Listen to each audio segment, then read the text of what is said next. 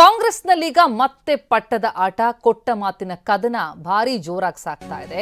ಕೊಟ್ಟ ಮಾತನ್ನ ಉಳಿಸ್ಕೊಳ್ತಾರೆ ಅಂತ ಡಿಕೆ ಸುರೇಶ್ ಮಾತನಾಡಿದ್ದಾರೆ. ಕೊಟ್ಟ ಮಾತಿನ ಮಾತು ಮತ್ತೆ ನೆನಪಿಸಲಾಗ್ತಾ ಇದೆ. ಸ್ವಲ್ಪ ನಿಧಾನ ಆದ್ರೂ ಪರವಾಗಿಲ್ಲ, ಮಾತು ಉಳಿಸ್ಕೊಳ್ತಾರೆ, ನನಗೀಗಲೂ ಭರವಸೆ ಇದೆ, ಮಾತು ಉಳಿಸ್ಕೊಳ್ತಾರೆ ಅಂತ ಹೇಳಿ ಮಾಜಿ ಸಂಸದ ಡಿಕೆ ಸುರೇಶ್ ಹೇಳಿಕೆ ಕೊಟ್ಟಿದ್ದಾರೆ.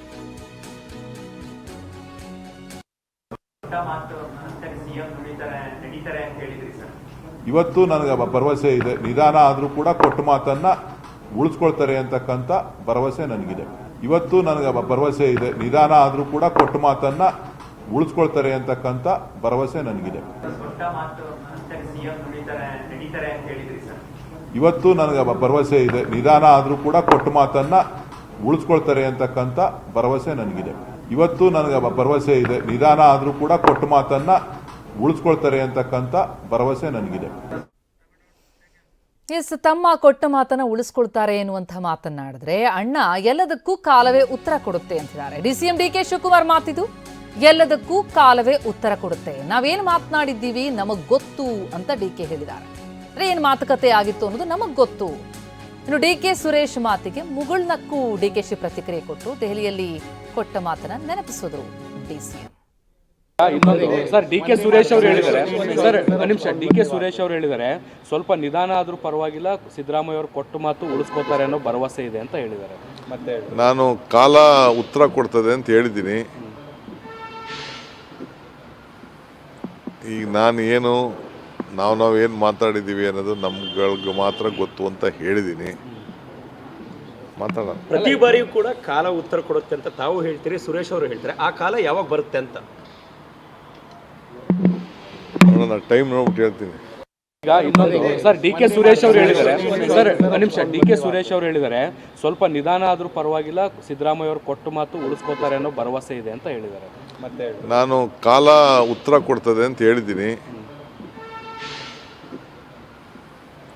ಈಗ ನಾವೇನು ಮಾತಾಡಿದ್ದೀವಿ ಅನ್ನೋದು ನಮ್ಗಳಿಗೆ ಮಾತ್ರ ಗೊತ್ತು ಅಂತ ಹೇಳಿದ್ದೀನಿ. ಮಾತಾಡೋಣ. ಪ್ರತಿ ಬಾರಿಯೂ ಕೂಡ ಕಾಲ ಉತ್ತರ ಕೊಡುತ್ತೆ ಅಂತ ತಾವು ಹೇಳ್ತೀರಿ, ಸುರೇಶ್ ಅವರು ಹೇಳ್ತಾರೆ. ಆ ಕಾಲ ಯಾವಾಗ ಬರುತ್ತೆ ಅಂತ ಟೈಮ್ ನೋಡ್ಬಿಟ್ಟು ಹೇಳ್ತೀನಿ.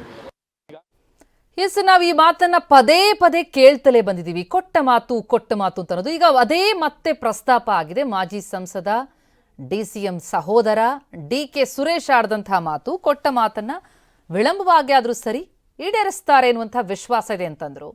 ಆ ವಿಚಾರಕ್ಕೆ ಸಂಬಂಧಪಟ್ಟಂತೆ ಡಿಕೆ ಶಿವಕುಮಾರ್ ಮುಗುಳ್ನಗ್ತಾ ಮಾತನಾಡಿದ್ದಾರೆ. ಈ ನಗುವಿನ ಹಿಂದಿರುವಂತಹ ರಹಸ್ಯ ಏನು? ಡಿಸಿಎಂ ದೆಹಲಿಯಲ್ಲಿದ್ದಾರೆ, ಆದ್ರೆ ಸಿಎಂ ಮಾತ್ರ ಈ ಕೊಟ್ಟ ಮಾತನ್ನ ಪ್ರಸ್ತಾವಿಸ್ತಾ ಇದ್ದಂತೆ ರಾಂಗ್ ಆಗಿದೆ. ಪದೇ ಪದೇ ಯಾಕೆ ಅದೇ ವಿಚಾರ ಯಾಕೆ ಕೇಳ್ತೀರಿ ಅಂತ ಹೇಳಿ ಗರಂ ಆಗಿ ಮಾತನಾಡಿದ್ದಾರೆ. ಹೈಕಮಾಂಡ್ ಏನ್ ಹೇಳುತ್ತೋ ಅದನ್ನೇ ಕೇಳೋದು, ಹೈಕಮಾಂಡ್ ನಿರ್ಧಾರ ಅಂತಿಮ ಅಂತ ನಾನು ಹೇಳಿದ್ದೀನಿ. ಹೈಕಮಾಂಡ್ ಹೇಳದಂತೆ ನಾನೂ ಕೇಳಬೇಕು, ಅವರೂ ಕೇಳಬೇಕು. ಈ ಬಗ್ಗೆ ಯಾರು ಹೇಳ್ತಾರೋ ಅವರನ್ನೇ ಕೇಳಿ ಅಂತ ಸಿಎಂ ಗರಂ ಆಗಿ ನೋಡ್ತಿದ್ದಾರೆ. ಹಾಗಾದ್ರೆ ಡಿಕೆ ಸುರೇಶ್ ಏನ್ ಹೇಳಿದ್ರು, ಅದಕ್ಕೆ ಸಿದ್ದರಾಮಯ್ಯ ಕೊಟ್ಟಂತಹ ತಿರುಗೇಟೇನು ಕೇಳೋಣ ಬನ್ನಿ.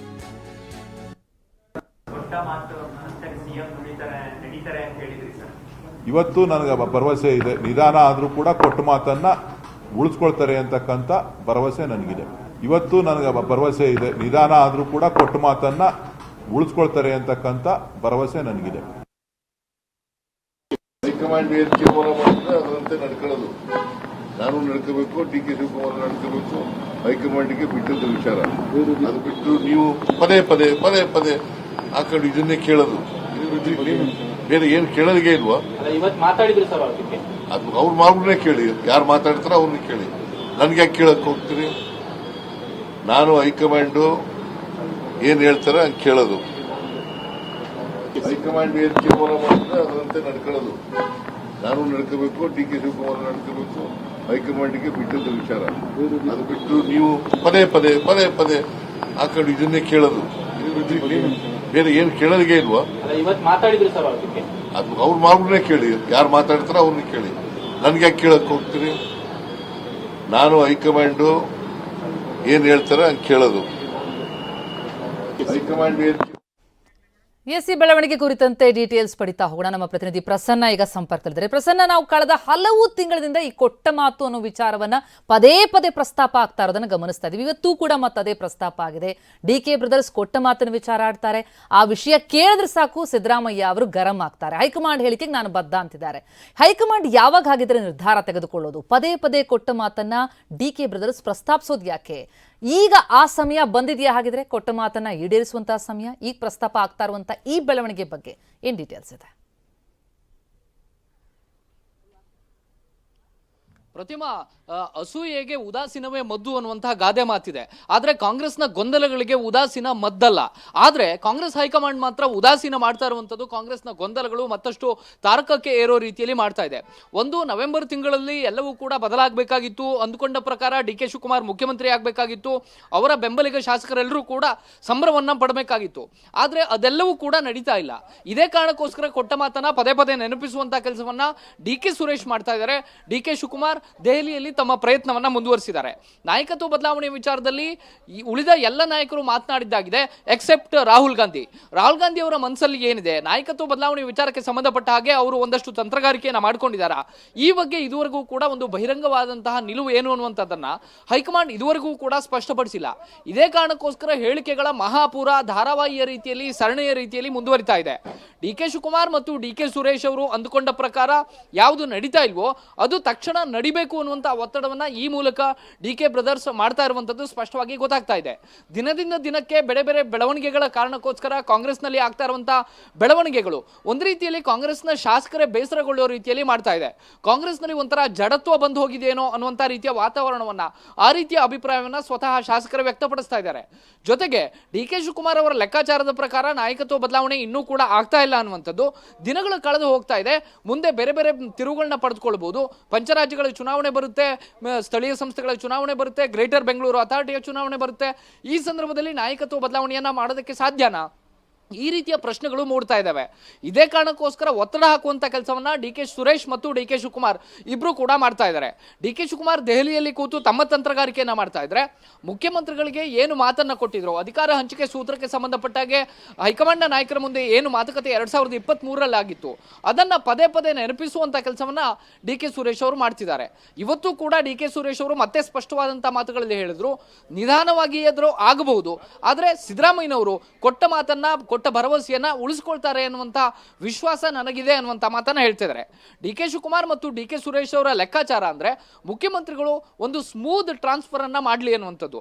ನಾಯಕತ್ವ ಬದಲಾವಣೆ ವಿಚಾರಕ್ಕೆ ಸಂಬಂಧಪಟ್ಟ ಹಾಗೆ ಮುಖ್ಯಮಂತ್ರಿ ಸಿದ್ದರಾಮಯ್ಯನವರೇ ಒಂದು ನಿರ್ಧಾರವನ್ನ ತೆಗೆದುಕೊಂಡ್ರೆ ಅದು ಹೆಚ್ಚು ಸೂಕ್ತವಾಗಿರುತ್ತೆ ಅನ್ನುವಂತಹ ದೃಷ್ಟಿಯಿಂದ ಕೊಟ್ಟ ಮಾತನ್ನ ನೆನಪಿಸುವಂತಹ ಕೆಲಸವನ್ನ ಇದೀಗ ಡಿ ಕೆ ಸುರೇಶ್ ಮತ್ತು ಡಿ ಕೆ ಶಿವಕುಮಾರ್ ಇಬ್ರು ಕೂಡ ಮಾಡ್ತಿದ್ದಾರೆ.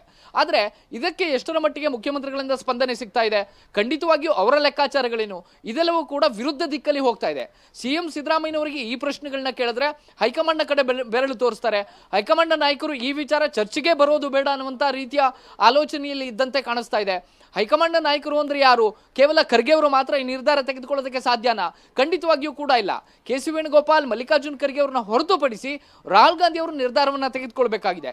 ಹೀಗಾಗಿ ಒಂದು ರೀತಿಯ ಒತ್ತಡ ತಂತ್ರಗಳು, ಅವರವರ ಲೆಕ್ಕಾಚಾರಗಳ ಆಧಾರದ ಮೇಲೆ ಹೇಳಿಕೆಗಳು ಮುಂದುವರಿತಾನೆ ಹೊರತು ಕಾಂಗ್ರೆಸ್ನ ಗೊಂದಲವನ್ನ ತಿಳಿಗೊಳಿಸುವ ಎಸ್ ಪ್ರಸನ್ನ, ಹಾಗೆ ಸಂಪರ್ಕದಲ್ಲಿರಿ.